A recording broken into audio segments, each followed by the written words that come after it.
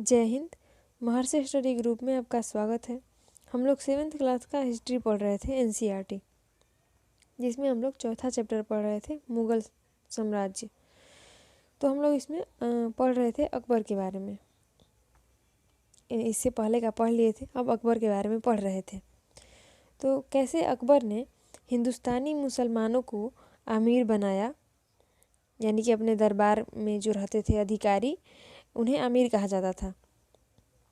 तो हिंदू मुसलमानों को कैसे अमीर बनाया, फिर राजपूतों को भी अमीर बनाने की कोशिश की और राजपूतों का समर्थन कैसे लिया इसके बारे में, फिर हिंदुओं का समर्थन कैसे प्राप्त किया इसके बारे में हम पढ़ लिए थे। अब हमें पढ़ना था मुग़ल प्रशासन एवं मनसबदार, यानी कि उस समय प्रशासन कैसा था, मुग़ल प्रशासन एवं मनसबदार के बारे में पढ़ना था। ठीक है। मुग़ल साम्राज्य एवं प्रशासन की नींव अकबर ने सुदृढ़ की। ठीक, मुग़ल प्रशासन की जो नींव थी, शासन व्यवस्था थी, उसे अकबर ने सुदृढ़ किया, यानी कि अच्छा किया। उसी के पास समय और शक्ति दोनों थी, जिसके कारण वह ऐसा कर सका। अकबर के ही पास समय और शक्ति दोनों थी, जिसके कारण वो मुग़ल प्रशासन को सुदृढ़ कर सका। राज्य में मौजूद गांवों और शहरों का प्रशासन पहले जैसा ही रहा। जो गांव थे और शहर थे, उसका प्रशासन पहले जैसा ही रहा। अकबर ने किस तरह की प्रशासनिक व्यवस्था अपने राज्य में लागू किया, इसकी जानकारी उसके दरबार में रहने वाले अबुल फजल की रचना अकबरनामा और आइन ए अकबरी से मिलती है। कि अपने प्रशासनिक व्यवस्था को कैसे लागू किया, इसकी जानकारी मिलती है। अबुल फजल की रचना है अकबरनामा और आइन ए अकबरी। ठीक, अबुल फजल के अनुसार साम्राज्य कई प्रांतों में बटा था, जिसे सूबा यानी कि प्रांत कहा जाता था। यानी कि जो साम्राज्य था वो कई प्रांतों में बटा हुआ था। जैसे आज का भारत राज्य है, जो कई भारत जो देश है वो कई राज्यों में बटा हुआ है। ठीक, 28 राज्य हैं। तो वैसे ही साम्राज्य कई सूबा में बटा हुआ था, जिसे प्रांत कहा जाता था। ठीक, और इसका प्रमुख सूबेदार कहलाता था, यानी कि सूबा का प्रमुख सूबेदार कहलाता था, जो राजनैतिक तथा सैनिक कार्य दोनों करता था। सूबेदार जो होता था वो राजनैतिक और सैनिक दोनों का कार्य करता था। अकबर का साम्राज्य 15 सूबों में बटा था। ठीक है, अकबर का साम्राज्य कितने सूबों में बटा था? 15 सूबों में। सूबा सरकार में विभक्त होता था, जो आज के जिलों से कई गुना बड़ा होता था। सूबा जो है वो सरकार में विभक्त होता था, सरकार कहा जाता था। जैसे कि राज्य है जो जिला में बटा हुआ है, तो वैसे ही सूबा सरकार में विभक्त होता था, जो आज के कई जिलों से बड़ा होता था। आज तो छोटे छोटे जिले हैं ना, उसमें बड़े जिले होते थे। जिला को ही समझ लीजिए कि सरकार कहा जाता था। सरकार यानी कि जिला आज की तरह कई परगनों यानी प्रखंड में बटा था। जैसे आज जो जिला है वो कई प्रखंडों में बटा है, तो वैसे ही उस समय का जो सरकार होता था वो कई परगनों में बटा होता था, परगना। ठीक, आज भी यह भी आज के प्रखंडों से काफ़ी बड़ा होता था, यानी कि जो परगना होता था वो आज के प्रखंडों से बड़ा होता था। ठीक, तो ये हो गया प्रशासनिक व्यवस्था। अब मुग़ल मनसबदार, ये मनसबदार क्या होते थे उसके बारे में। ठीक है, मुग़ल सम्राट कई अधिकारियों और कर्मचारियों को प्रशासन का काम देखने के लिए नियुक्त करता था। ठीक है, इन्हीं अधिकारियों को मनसबदार कहा जाता था, यानी कि जो अधिकारी और कर्मचारी होते थे उन्हें ही मनसबदार कहा जाता था। पूरे मुग़ल साम्राज्य में हजारों छोटे बड़े मनसबदार थे। मनसबदार साम्राज्य में बादशाह के कानून और आदेश लागू करते थे। ठीक है, साम्राज्य में बादशाह के कानून और आदेश को वहीं लागू करते थे जो अधिकारी और कर्मचारी होते थे। वे बादशाह के लिए सैनिक जिम्मेवारियों को भी निभाते थे, सैनिक की भी जिम्मेवारी निभाते थे, कहाँ पे क्या हुआ इसका पता रखते थे। प्रत्येक मनसबदार को उनके जात के अनुसार पदक्रम एवं वरीयता प्राप्त थी, किस जाति के हैं जाति के आधार पे। जबकि सवार के अनुसार एक निश्चित संख्या में उन्हें सेना और उससे जुड़े साजो सामान को रखना पड़ता था। ठीक है, सवार के अनुसार, जैसे कि कितने घोड़सवार हैं उसके अनुसार एक निश्चित संख्या में उन्हें सेना और उसके लिए सामान रखना पड़ता था। इसे बॉक्स में समझाया गया है। ठीक है, यहाँ पे जो बॉक्स दिया है इसमें समझाया गया है। चलिए देखते हैं। मुगल मनसबदार जिनका 5,000 जात का मनसब होता था, उसे 30,000 प्रति माह वेतन मिलता था। ठीक है, अगर किसी का 5,000 जात का मनसब है तो उसे 30,000 का प्रति माह वेतन मिलता था और उन्हें 340 घोड़े, 100 हाथी, 800 ऊँट, 100 खच्चर तथा 160 गाड़ियाँ रखनी होती थी। इसके अलावा घुड़सवार एवं पैदल सैनिक भी रखने पड़ते थे। यह उदाहरण मनसबदारों के सैनिक दायित्व को बताता था। देखते हैं। राज्य में शांति बनाए रखने का काम भी मनसबदार करते थे। राज्य के विस्तार करने के लिए बादशाह द्वारा लड़ी गई लड़ाई में ये लोग उसी सेना से सहयोग करते थे। ठीक, जो सेना इन्हें दी गई थी उसी सेना से जब बादशाह के द्वारा लड़ाई लड़ी जाती थी तो उसे सहयोग देते थे। ठीक है, मनसबदारों की कई श्रेणियां होती थी, अर्थात पद के आधार पर उनमें भी कुछ बड़े,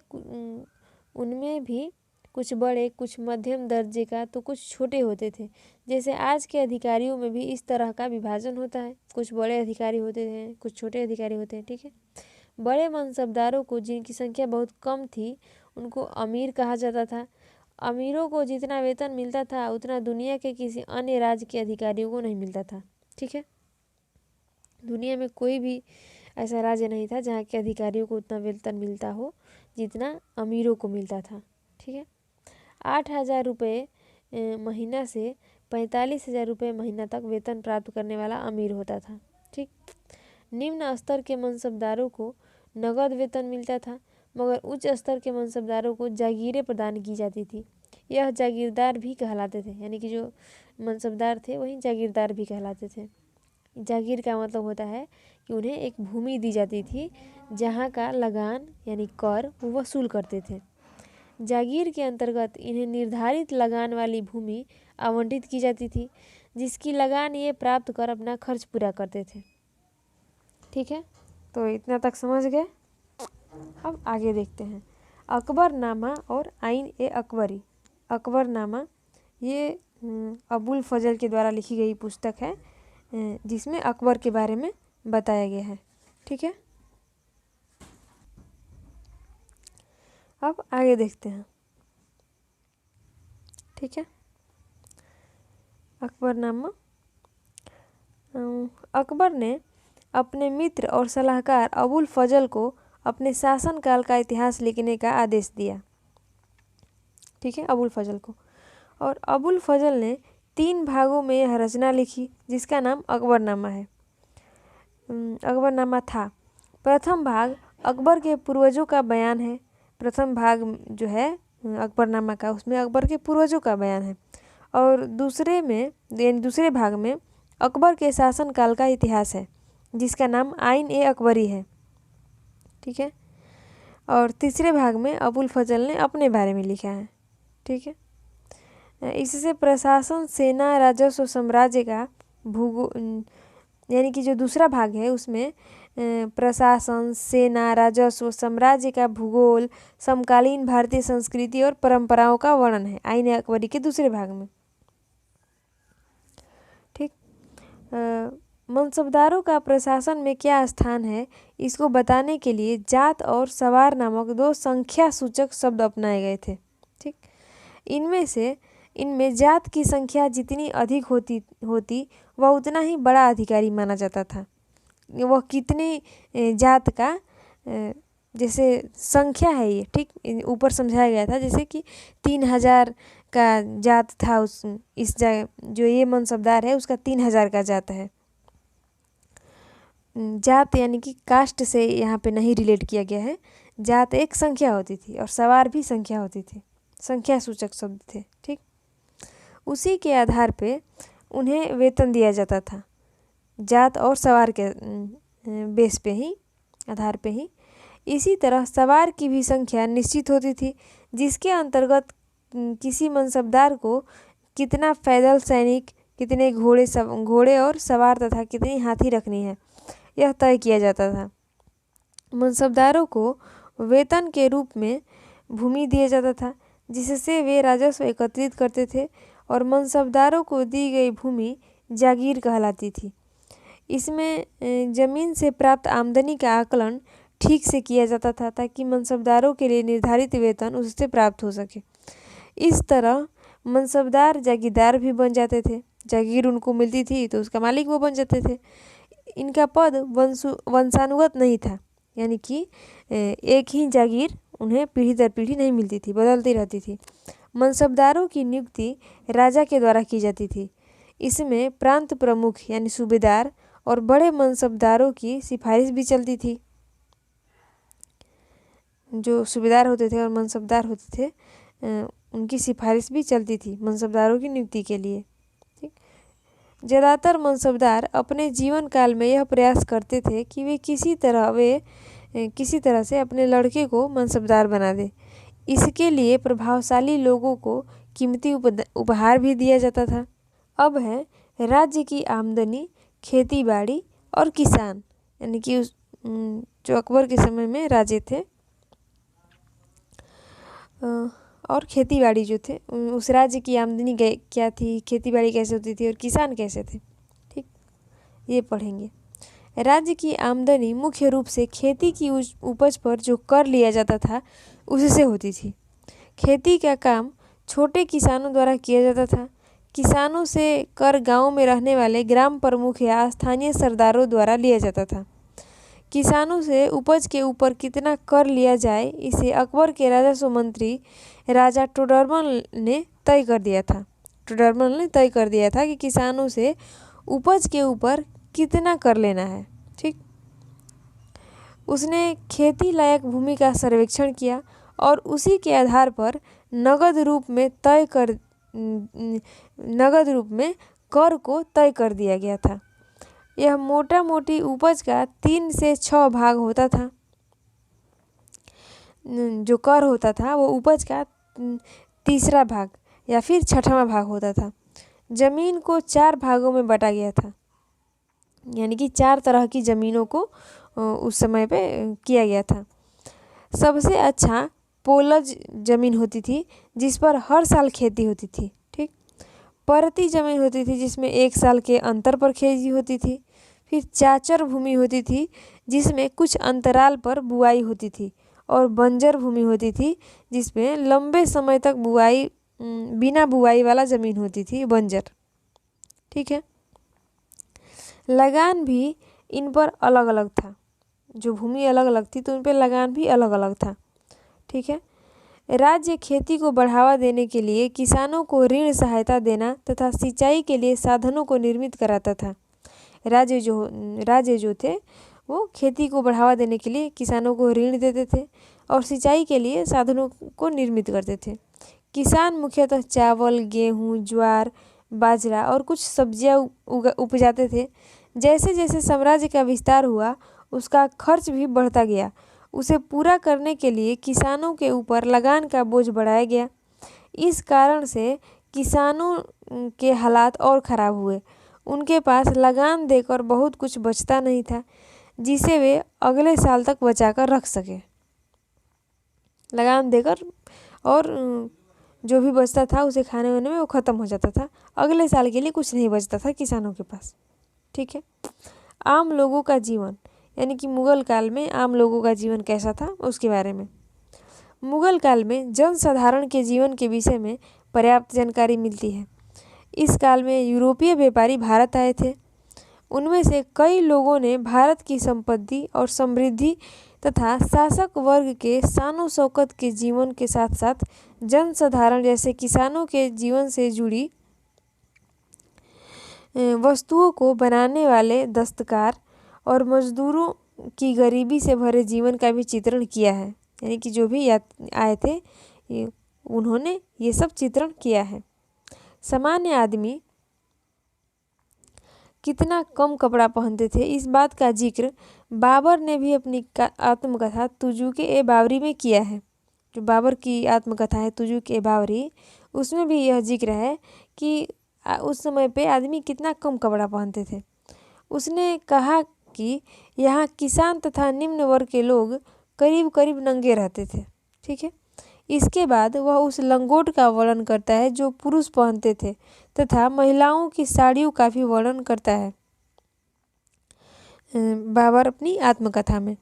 लोगों के द्वारा जूतों का कम प्रयोग किया जाता था।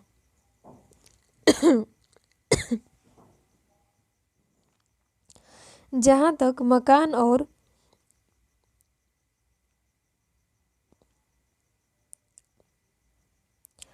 उसमें मौजूद सामानों की बात करें तो घर मिट्टी का बना था जो फूस से ढका होता था। उसमें सामान्यतः एक कमरा और एक ही बरामदा होता था। मिट्टी के ही बने कुछ बर्तन होते थे, एक चारपाई और बांस की बनी चटाई रहती थी।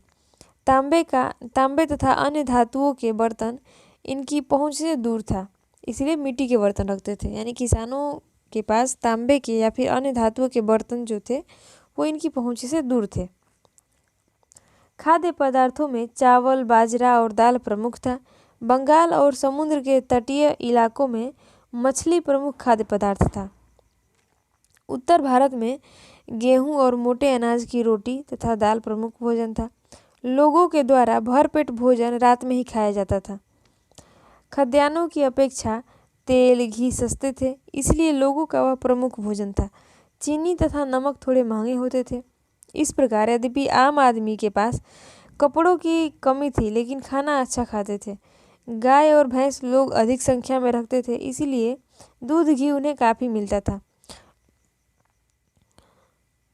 ये उस समय का ग्रामीण जीवन के बारे में इसमें बताया जा रहा है। लोगों के जीवन का आधार खेती ही था। ठीक है। और वह वर्षा के ऊपर निर्भर करता था। खेती उस समय पे वर्षा के ऊपर निर्भर करता था। प्रति वर्ष खेती होता था तो किसानों को खाने के लिए मिलता नहीं तो अकाल की स्थिति में पिछला साल का कुछ भी बचा नहीं रहता था जो वे खा सकते थे। यानी कि जब हर साल खेती होती थी तभी खाने को मिलता। अगर मान लीजिए किसी साल अकाल पड़ जाता था तो पिछले साल का कुछ बचा नहीं रहता था कि जो अगले साल तक चल सके।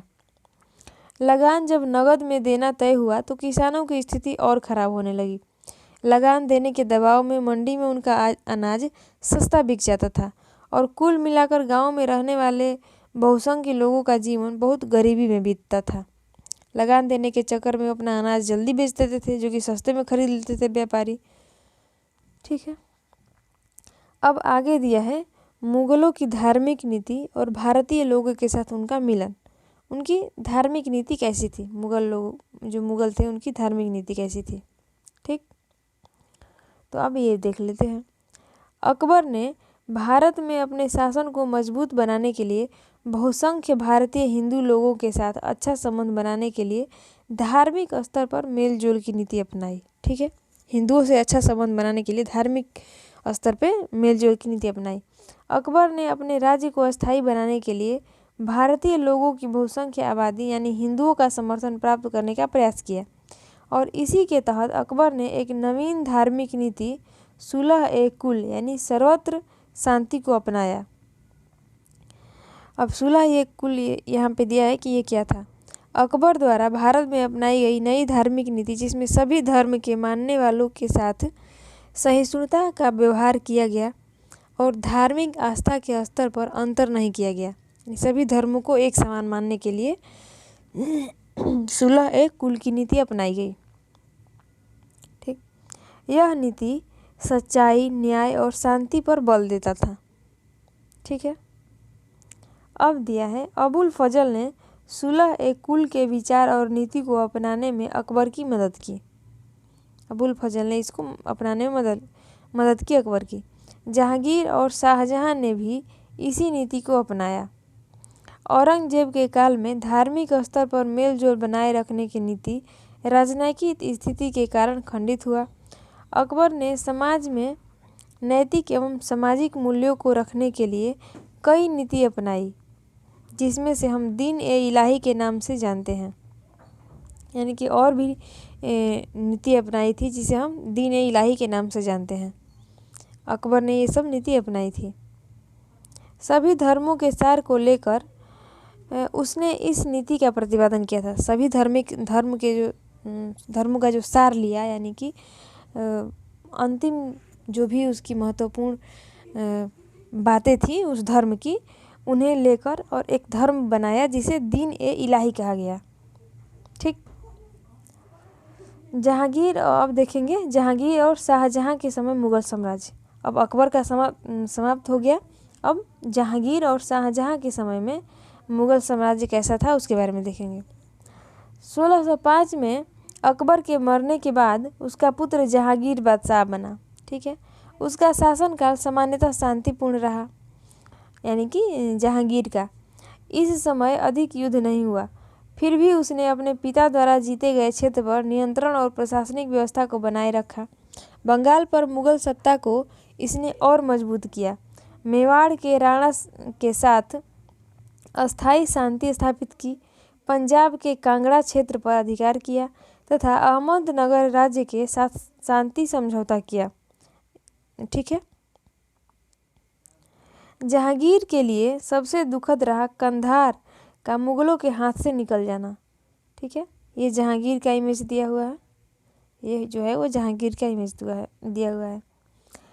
अब कंधार का हाथ से निकल जाना, मुगलों के हाथ से निकल जाना, वह जहांगीर के लिए बहुत दुखद था। वह अपनी न्याय की जंजीर के लिए जाना जाता था। यानी कि जो जहांगीर था, ये शाहजहां है। अभी हम लोग जहांगीर के बारे में पढ़ रहे थे। ठीक। यहाँ जो इमेज दिया हुआ है ये शाहजहां की इमेज है और हम लोग अभी जहांगीर के बारे में पढ़ रहे हैं। ठीक है। तो जहांगीर जो था वो न्याय की जंजीर के लिए जाना जाता था। इसके तहत उसने सोने की एक लंबी जंजीर बनवाई जिससे घंटियां बंधी थी। ठीक। और यह राजमहल की दीवार से लटका दिया गया था। उसने यह घोषणा करवाई कि किसी के साथ सरकार अथवा अधिकारी अन्यायपूर्ण व्यवहार करती है तो वह इस जंजीर को खींचकर अपनी फरियाद सुन सकता है। इसका आम आदमी पर कितना असर हुआ यह पता नहीं। राजधानी के लोग इससे ज़रूर लाभान्वित हुए होंगे। यानी कि आम आदमी को कितना फ़ायदा हुआ इससे, वो क्या बोले होंगे या फिर उनकी क्या शिकायत रही होगी, इसका तो कुछ पता नहीं है। लेकिन जो भी राजधानी के लोग थे, राजमहल के जो लोग थे, वो इससे ज़रूर लाभान्वित हुए होंगे, ऐसा आशा किया गया है। अब है शाहजहां। शाहजहां के बारे में अब हम लोग पढ़ेंगे। ठीक है। जिसका इमेज यहाँ पे दिया था ये शाहजहां का इमेज है, यानी कि फ़ोटो है, और उसके बारे में हम लोग अब यहाँ से पढ़ेंगे। तो चलिए स्टार्ट करते हैं। 1628 में पिता जहांगीर की मृत्यु के बाद शाहजहां गद्दी पे बैठा। आम लोगों के बीच वह ताजमहल के निर्माता के रूप में लोकप्रिय है। आम लोगों के बीच शाहजहां जो है वो ताजमहल के निर्माता के रूप में लोकप्रिय है। बुंदेलखंड और दक्षिण भारत के विद्रोहों को उसने दबाया। बीजापुर और गोलकुंड जैसे दक्षिण भारतीय राज्य को अधीनता स्वीकार करने के लिए बाध्य किया। पश्चिमोत्तर सीमा को सुरक्षित करने के लिए मध्य एशिया के बल्ब और बदख्शां पर आक्रमण किया। कंधार को एक बार पुनः अपने अधिकार में किया। यानी कि जहांगीर के समय में जो कंधार मुगलों के हाथ से निकल गया था, उसे पुनः अपने अधिकार में किया शाहजहां ने, लेकिन वह अस्थायी न रह सका। फिर भी कंधार जो है वो अस्थायी नहीं रह सका। असम के कामरूप क्षेत्र पर अधिकार किया। इस प्रकार उसके शासनकाल में मुगल साम्राज्य और मजबूत हुआ। शाहजहां के शासनकाल में मुगल राज्य की सीमाएं भी इस समय बढ़ी। राजनीतिक रूप से मुगल राज्य की जो सीमा थी वो शाहजहां के समय में बढ़ी। राजनीतिक रूप से शाहजहां का काल मुख्यतः शांतिपूर्ण रहा, और यद्यपि मध्य एशिया के अभियान के द्वारा प्राप्त क्षेत्र पर उसका नियंत्रण नहीं रहा। मध्य एशिया के अभियान के द्वारा जो उसे क्षेत्र प्राप्त हुआ था उस पर उसका नियंत्रण नहीं रहा। अब देखेंगे औरंगजेब का शासनकाल। ठीक है। तो यहाँ पे औरंगजेब का इमेज दिया हुआ है। ठीक है। ये जो इमेज है वो औरंगजेब का इमेज है ये। ठीक है। अब दिया है 1656 में बादशाह शाहजहां बुरी तरह बीमार पड़ गया और सब लोग यह मनाने लगे कि कुछ दिनों में वह मर जाएगा। मानने लगे, यानी कि सब लोग को यह लगा कि जो शाहजहां है वो कुछ दिनों में मर जाएगा। ठीक। शाहजहां के 4 पुत्र थे, दारा, शुजा, औरंगजेब और मुराद, और चारों बादशाह बनना चाहते थे। ठीक। जबकि बनेगा तो कोई एक ही। शाहजहां ने दारा को अपना उत्तराधिकारी घोषित कर दिया। 4 पुत्र थे, जिसमें से दारा बड़ा था, तो दारा को ही शाहजहां ने उत्तराधिकारी घोषित कर दिया। मगर उसके बाकी 3 लड़कों ने इस बात को नहीं माना। जो बाकी 3 थे, दारा के बाद शुजा, औरंगजेब और मुराद, इस बात को नहीं माने। सब अपनी अपनी सेना लेकर तख्त पर अधिकार के लिए आगरा की ओर चल दिए। जो भी तीनों थे वो अपनी अपनी सेना लेकर आगरा की ओर चल दिए। भाइयों के बीच कई युद्ध हुए। अंत में औरंगजेब सफल रहा। वह अपने पिता के जीते जी शासक बन गया। शाहजहां को उसने 8 वर्षों तक कैद में रखा। इसके कारण उसकी आलोचना होती है, औरंगजेब की आलोचना होती है कि अपने पिता को ही कैद करके रखा। औरंगजेब ने साम्राज्य को विस्तारित करने की कोशिश की। इसके तहत 1663 ईस्वी में अहोम राज्य, जो कि आज का असम है, उसको अपने अधीन किया, लेकिन यह अस्थायी रहा, अस्थायी रूप से नहीं हो पाया। दक्षिण भारत के 2 महत्वपूर्ण राज्य बीजापुर और गोलकुंडा को 1686-87 ईस्वी में मुगल राज्य में मिला लिया गया। इस प्रकार औरंगजेब के समय मुगल साम्राज्य अफगानिस्तान से लेकर तमिलनाडु तक फैल गया था। औरंगजेब के समय में, ठीक, राज्य के इस विस्तृत रूप ने कई नई समस्याएं औरंगजेब के समक्ष खड़ी कर दी। जब राज्य बड़ा होगा तो उस समय कई समस्याएं खड़ी हो गई औरंगजेब के सामने। इनमें एक था वेतन के मद में मिलने वाली जागीरों की कमी, यानी कि जब अब ज़्यादा बड़े क्षेत्र पे शासन होगा तो उसके लिए अधिकारी भी ज़्यादा चाहिए, और जो जागीर दी जाती थी उनकी कमी होने लगी। जो वेतन के रूप में जागीर दी जाती थी उनकी कमी होने लगी। अब क्योंकि प्रशासनिक वर्ग का स्वरूप साम्राज्य फैलने के साथ काफ़ी बढ़ गया था और उसके लिए जागीर कम पड़ने लगी। इसने पूरे राज्य को अस्त व्यस्त कर दिया था। इसके परिणाम घातक रहे, जो आगे मुगल राज्य के पतन के कारणों में महत्वपूर्ण हो गया। जागीरें कम पड़ गई, इससे जो पूरा राज्य था वो अस्त व्यस्त हो गया। ठीक है। अब है मुगल साम्राज्य के पतन का कारण। मुगल साम्राज्य का पतन क्यों हुआ, इसके बारे में। 18वीं शताब्दी में मुगल साम्राज्य छिन्न भिन्न होने लगा। 18वीं शताब्दी का मतलब है कि 1700 के बाद का समय। पतन के कुछ कारण तो 17वीं सदी में ही प्रस्तुत हो चुके थे, पर वास्तविक कमजोरी 18वीं शताब्दी में दिखाई पड़ी। औरंगजेब की मृत्यु 1707 में हुई। उसके उत्तराधिकारी उस विशाल साम्राज्य को संभाल पाने में सक्षम नहीं थे। इनके साथ अन्य समस्याएं भी थी। एक शासक के मरने के बाद उत्तराधिकारी के लिए संघर्ष सामान्यतः होता था, यानी कि अगर एक जो शासक की मृत्यु हुई तो उत्तराधिकारी के लिए संघर्ष होने लगता था। इसमें धन और सैन्य शक्ति नष्ट होती गई। अब संघर्ष होगा हमेशा, तो धन भी और सैन्य शक्ति भी नष्ट होती गई।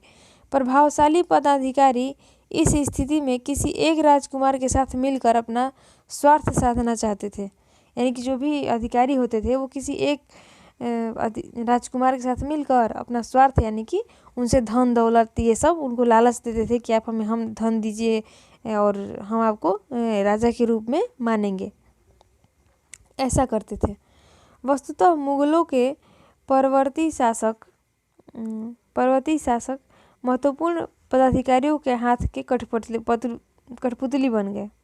जो भी बड़े बड़े अधिकारी थे उनके हाथ के कठपुतली बन गए थे, जो भी मुगल शासक थे। ठीक। इसने संपूर्ण प्रशासन के गुटों में विभक्त कर दिया था। जो भी पूरा प्रशासन था उसे गुटों में विभक्त कर दिया था कि ये जो है वो फलाना के गुट के हैं या फिर ये लोग दूसरे गुट के हैं। ठीक। शासकों के कमज़ोर होने पर महत्वपूर्ण प्रांतों के गवर्नर स्वतंत्र शासक के रूप में व्यवहार करने लगे। जब शासक कमज़ोर होते थे तो जो उस राज्य के गवर्नर होते थे वही शासक के रूप में व्यवहार करने लगते थे। पतन का एक मौलिक कारण आर्थिक कठिनाइयाँ थी। मुगल साम्राज्य के पतन का मौलिक एक कारण आर्थिक कठिनाइयाँ भी थी। पैसा का अभाव होने लगा। इस समय तक यानी कि 1707 में जब मृत्यु हुई, उस 1707 के बाद के समय न तो पर्याप्त धन बचा था और न ही जागीर जो अधिकारियों को दी जाती। जमींदार असंतुष्ट थे क्योंकि मनसबदार का उन पर कठोर नियंत्रण था। वे समझने लगे कि ये लोग आमदनी का बड़ा भाग स्वयं रख लेते हैं, अतः उनका मनसबदारों से संघर्ष हुआ। यानी जमींदारों को मनसबदारों से संघर्ष हुआ। लगान की दर ऊंची होने के कारण किसान अधिकाधिक गरीब होते गए, अतः उन्होंने जमींदारों के साथ विद्रोह किया। चूँकि मुगलों का संघर्ष कई जगहों पर चल रहा था, अतः उन्हें धन की जरूरत थी जो प्राप्त नहीं हो पा रहा था। इससे आर्थिक संकट अत्यधिक बढ़ गई। अब मुगल प्रशासन भी अक्षम होता जा रहा था। मनसबदारी प्रथा में अनेक परिवर्तन हो गए थे। उनकी संख्या अकबर के समय से 3 गुना बढ़ गई थी, मनसबदारों की संख्या, और वे लगान वसूली का पूरा हिसाब राजा को नहीं देते थे। सैनिकों की संख्या भी उन्होंने घटा दी, यानी कि राजा को हिसाब भी नहीं देते थे और सैनिकों की संख्या भी उन्होंने घटा दी थी। उनका स्थानांतरण भी अब नहीं होने लगा। इनका स्थानांतरण नहीं होता था। पहले होता था कि एक जागीर पे कुछ समय के लिए एक मनसबदार रहेगा, फिर दूसरा होगा, लेकिन अब उनका स्थानांतरण नहीं हो रहा था। ठीक है, नहीं होने लगा था। इसीलिए वे स्थानीय सरदारों के समान व्यवहार करने लगे थे। जो मनसबदार थे वो स्थानीय सरदारों के समान व्यवहार करने लगते थे, क्योंकि काफ़ी टाइम से वही रहते थे। मनसबदारों की बढ़ती संख्या के कारण उनको वेतन के रूप में मिलने वाली जागीर की कमी हो गई। ठीक, मनसबदारों की संख्या में वृद्धि हो गई तो ज़मीन की कमी होने लगी। उसने जागीर प्राप्त करने की होड़ शुरू हो गई। अब यानी कि मनसबदारों में जागीर प्राप्त करने की होड़ शुरू हो गई। प्रत्येक अधिकारी इसी प्रयास में लगा रहता था कि अच्छी ज़मीन उसे मिले।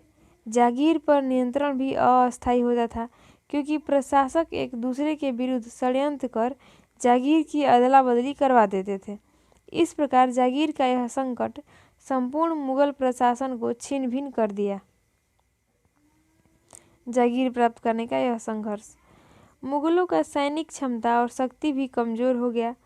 अब उच्च अधिकारियों की संख्या का अनुपात बढ़ गया था। बहुत सारे उच्च अधिकारी बन गए थे। सेना की निपुणता पहले जैसी नहीं रही। किसी समय मुगलों का तोपखाना विश्व में प्रसिद्ध था, लेकिन अन्य सेनाओं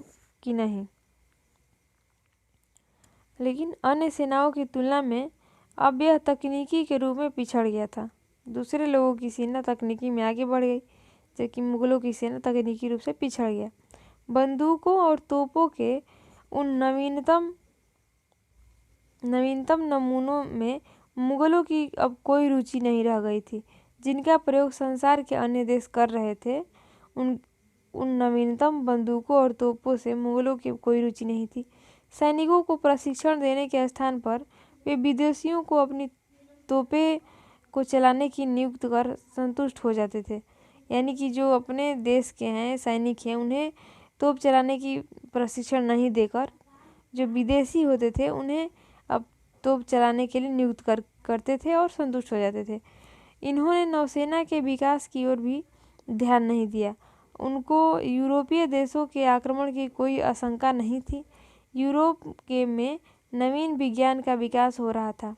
वहाँ के विचारशील व्यक्ति नया ज्ञान प्राप्त करके नवीन अनुसंधान कर रहे थे। मुगल काल का भारत था, इन नवीन खोजों की ओर पूर्णतः उदासीन रहा, बिल्कुल उस तरह पे ध्यान नहीं दिया।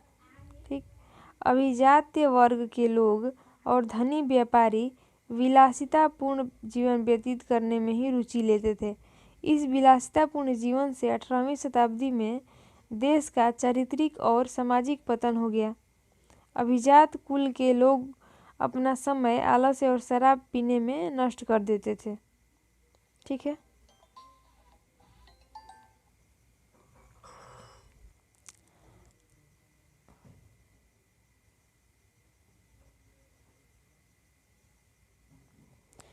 अभिजात कुल के लोग यानी कि जो भी राजा के करीबी होते थे उन लोग अपना समय आलस्य और शराब पीने में नष्ट कर देते थे।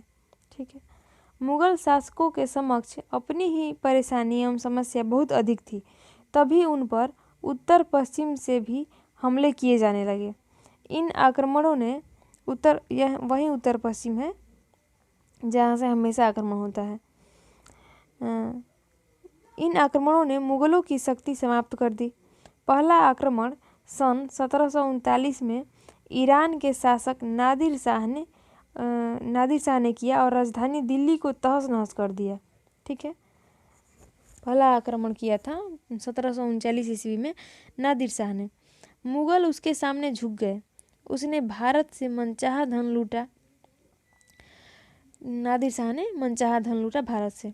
समकालीन लेखकों ने लूट का विवरण देते हुए बताया है कि नादिर शाह ने 60 लाख रुपए, हजारों सोने के सिक्के, 1 करोड़ रुपए के सोने के बर्तन, 50 करोड़ के हीरे जवाहरात, जिसमें शाहजहां द्वारा बनवाया गया तख्त ए ताऊस यानी कि मयूर सिंहासन और कोहिनूर हीरा भी शामिल था, उसको लूटा गया नादिर शाह के द्वारा। मयूर सिंहासन बेशकीमती रत्नों से बना था। लूट का यह विवरण भारत की संपन्नता को भी दर्शाता है। चलिए, ये सब तो लूट कर लेकर चला गया। नादिर शाह के बाद अफगान सरदार अहमद शाह अब्दाली ने भी कई आक्रमण किया। इसने मुगलों के साथ साथ प्रमुख भारतीय शक्ति मराठों को भी कमजोर किया। अहमद शाह अब्दाली ने इन आक्रमणों के बाद मुगल साम्राज्य दिल्ली के आसपास तक सीमित रह गया। मुगल साम्राज्य किसी तरह 1857 ईस्वी तक बना रहा, लेकिन इसकी शक्ति नए क्षेत्रीय राज्यों में विभक्त हो गई थी। बहुत सारे राज्य में विभक्त हो गया था मुगल साम्राज्य।